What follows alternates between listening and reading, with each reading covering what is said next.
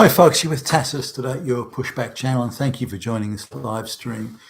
In this essay, I'd like to talk about one of the collateral damage factors of mass migration to the West. Mass migration the people of the West didn't ask for, never agreed to, were never asked about, have never approved of. But there's obviously a lot of collateral damage, changing society and that sort of thing. It's the mass migration, it's the issue. If people that spoke English, had internationally recognised qualifications, were brought to the West from the third world, and there wouldn't have been very many of them, then integration could have taken place, and it would all been quite seamless. These people could have theoretically at least added value to the local Western communities and societies, and all would have been well. But that's not what the globalists wanted and not what they did. They tried to mass stuff third world illiterate peasants into the West, and that's caused all sorts of problems. But one of the problems that never gets talked about, or certainly not that I've seen, is how the Western economy that used to be quite homogenous is now being subdivided by race, and that's not something to be applauded, and it is very costly for all of us. Let me talk a little bit about that. Now, in the case of, say, the Chinese, even the Hong Kong Chinese, which you kind of would think they'd at least integrate to some extent, but the Chinese generally don't integrate very well at all, and I mean, some do, but generally they in commercial terms or business terms, they like to keep the money within their genetic grouping, and they're quite serious about it. Now, the West very foolishly hands out public jobs in the public service and now in the private sector as part of this multicultural thing, and diversity and inclusion, all that sort of crap, is giving unqualified immigrants jobs that the local white people could do. So it's just for pushing white people out the way to put less qualified black and brown people in the jobs. I mean, if that's not the definition of madness, I don't know what is.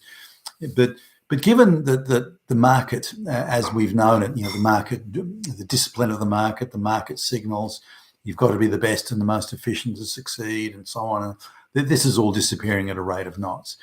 And we're now heading into a situation where it's going to be tribal groupings from left to right and up and down. And I can't see that stopping. And market forces are now, market forces are effectively being dispensed with, a bit like merit in universities or merit in high school or merit in anything for that matter, because as long as you've got merit in there, then it's going to disadvantage all these, illiterate immigrants. So many of them illegal, particularly in Europe and Britain and the United States. So from a globalist perspective, merit simply isn't going to work. And if merit goes, then the market, the discipline of the market signals have to go. Now, the globalists don't want to pay the price for this.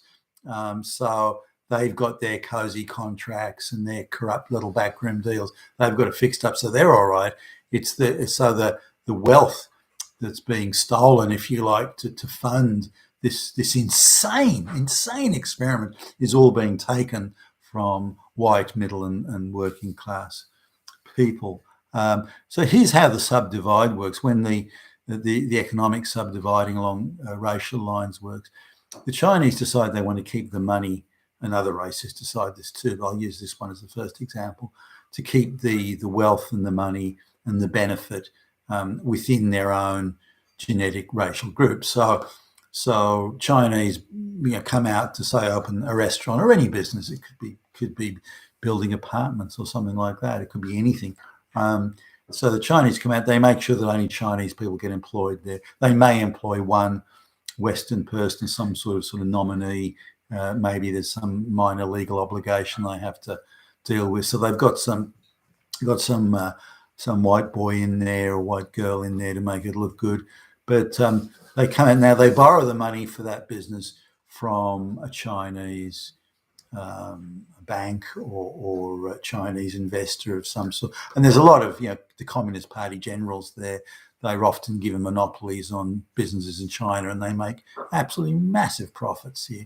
And they want to try and invest that money somewhere, and particularly around the world. So they loan the money to the business to be opened up in say Australia, or it could be anywhere in the West.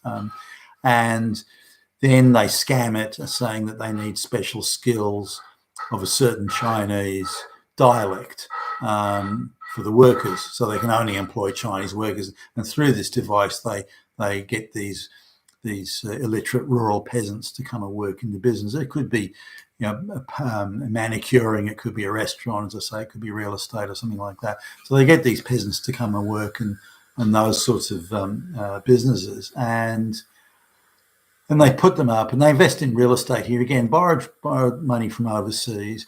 They put these people in these peasants in their apartments at 15, 20 to a one-bedroom apartment, that sort of thing.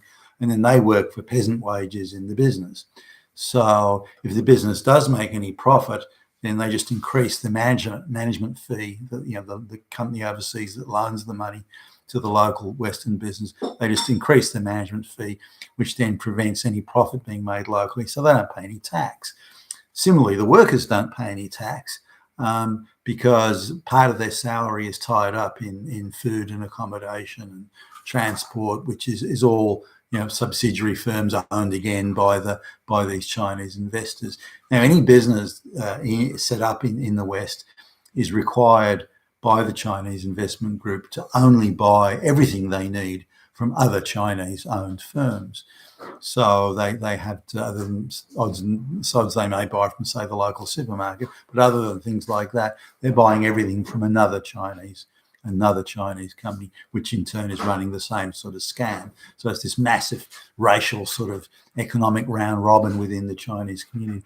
So other than things they just have to do, like maybe they got to get, I don't know, a qualified electrician to do something, and that may be a local white boy, because the Chinese aren't really interested in doing that sort of stuff.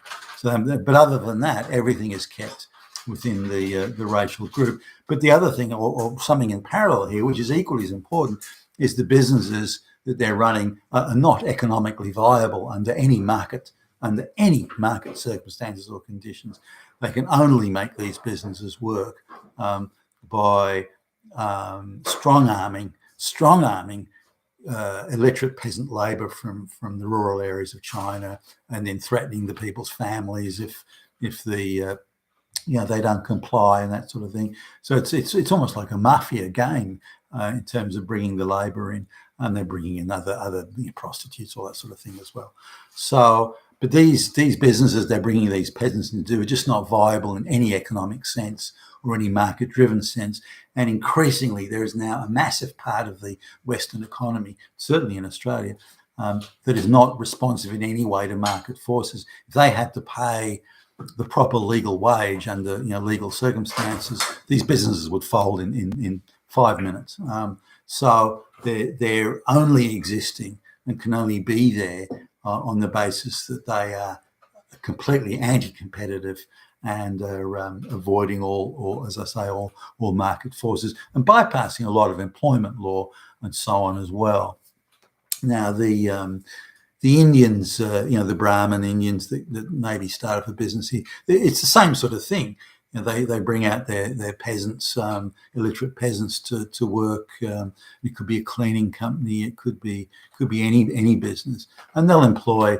The Brahmin boys swan around. They maybe employ a bit of local young girl, blonde, eye candy. But aside from that, they're going to do keep all the money within the Indian diaspora and spend nothing or as little as they have to outside. And again, there's all sorts of transfer pricing and price rigging and round robining within the Indian community. Now, again, in the insanity of the West, many white people are being denied jobs in government and elsewhere now, simply so they can give people from the subcontinent jobs that they otherwise don't deserve. They're not qualified for those jobs. So qualified white people are being pushed away just so we're giving away things without getting anything back. Now, if these Indians or Chinese or any other group, it doesn't matter, if they were integrating in the economy and so on, then that would be fine. Then the money would be moving around in all directions, and if they had a viable, efficient business, then fine. Well, nothing wrong with that. And they're borrowing money locally, paying the local banks or lending institutions and so on, paying taxes, the whole stuff, and that would be fine. But that's not what's happening. And the cost of the Australian economy, but also the huge drag on efficiency and so on. But these businesses are simply not viable. They're not viable business. They're just being protected, if you will, from competition and from market forces and all the price signals that the market gives. So and there's an entire swathe of the economy that's in this category. The sort of things that you see in the third world, by the way. The street vendor at the side trying to sell his food, and he's got to rent the little rickshaw cooking van that he wheels by hand around the place, and so on. And after he's paid that and paid whatever fees to the mafia and so on, then he's left with not even enough to get by on. So, and this is what you see all over the third world. And believe me, I've seen it up close. And so we're heading, I think, down that path here in a real race to the bottom, in the sense that these businesses not only are not viable, but never will be viable. And again, if they had to pay the proper price for labour and all that sort of thing, they go out of business overnight. Now, other racial groups are equally the same. They try and keep the money within their racial group. And if you look at, say, the Middle Easterns in particular, they love to keep the wealth in their own group, if anything, just so they can all behave like the old Ottoman sultans and have people queuing up to beg favors and handouts from them. It's all seen very much as a you've really made it. You're big in the community if you can do that. So they try and do the same thing. Just recently I passed a $5 million house that's a Chinese Communist Party general guy has recently purchased, and in Sydney, and he's decided to gut the whole place and renovate it. So he's obviously not short on cash, but the materials that he's using are imported from China. Every worker, certainly, the place is crawling with workers. Every worker is Chinese, so there's no value being put into the local economy or community from those sorts of things. And this is really the story all over. But it gets worse, because let's come to now the indigenous white population, if you will. Because the globalists they control all the Western governments. There's no sovereign government left anymore in the West, and they want these governments to accelerate the pace of globalization, which is code speak for bringing more masses of black and brown peasants. And so they're demanding, the globalists are demanding that Western governments use their, because of through the taxes they collect, use their purchasing power to coerce big companies into bringing out more and more peasants and then giving them jobs.